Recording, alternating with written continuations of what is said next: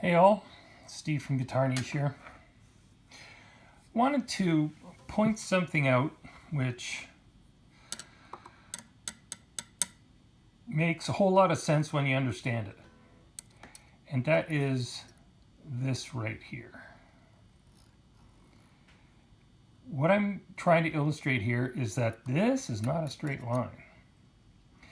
Anywhere the string changes course from straight, this could be around the post, could be over the nut, could be at the bridge, could be wherever. When a string changes direction, deflection, etc., you have a natural curve in it. This is especially evident when you put the strings on fresh. So I'm going to make a point of something. This particular guitar has a brand new set of 10 gauge strings on it, and they are not stretched. I'm going to stretch that low E, which is what I was just pointing at, and I'm going to stabilize it a little bit here. But you see what happened there? I'm just pulling on the string. Just pulling on the string. And I'm going up and down the length. Okay, of course you can't see it, but I'm just giving it a, a little pressure between my fingers, right? That dropped a tone. Okay.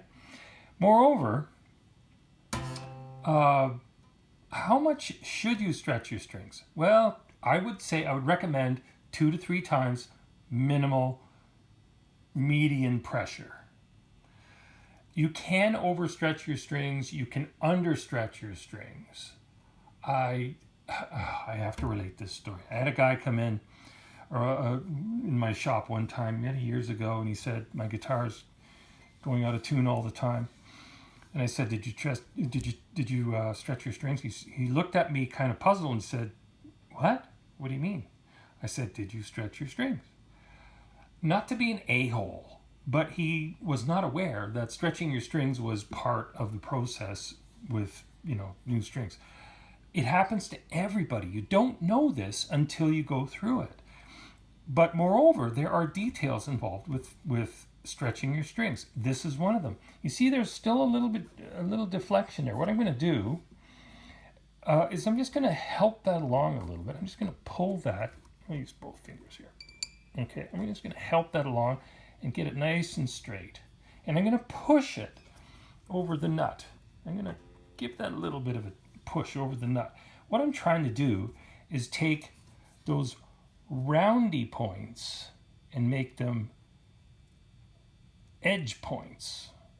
Okay, so I'm trying to take the deflection from a radius change of trajectory to an acute change in trajectory.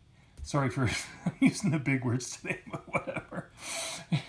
The point is, your strings will seat properly, they'll stabilize properly, they'll stay in tune better, etc. That didn't make too much of a difference, but if I give that a little bit of a stretch again, you can hear that dropped a little bit, eh? Just a few percent, okay? But the point I'm making here is the change in trajectory for the finer strings is less acute, you might say. It's less important, or you don't have to. They still need to be stretched to seat, and et cetera, et cetera, et cetera. But because elasticity has to come out, those molecules in the strings, they're all nice and they're kind of partying away, et cetera, et cetera. But when you stretch the strings, those molecules, they kind of go, okay, boys, okay, let's keep it together, And that's where they live. When you play, that's where they live. You gotta get them through the door to that point so that you can count on them when the playing starts. Anyway, I see a little bit in the A there. We're going to take care of that. Anyway, back to the E. The E is the most, and of course some of the other strings, G or even the A, are pretty prone to this sort of thing. It was in tune, by the way. Okay, anyway, so that's my little spiel on that, my rant, if you would. Let's see what the G string does. Okay, just for giggles. Okay, so that's more or less in tune. Okay, if I give that a stretch, and I'm using my right hand, as it were, from this angle, give that a good stretch. At least a semitone and change.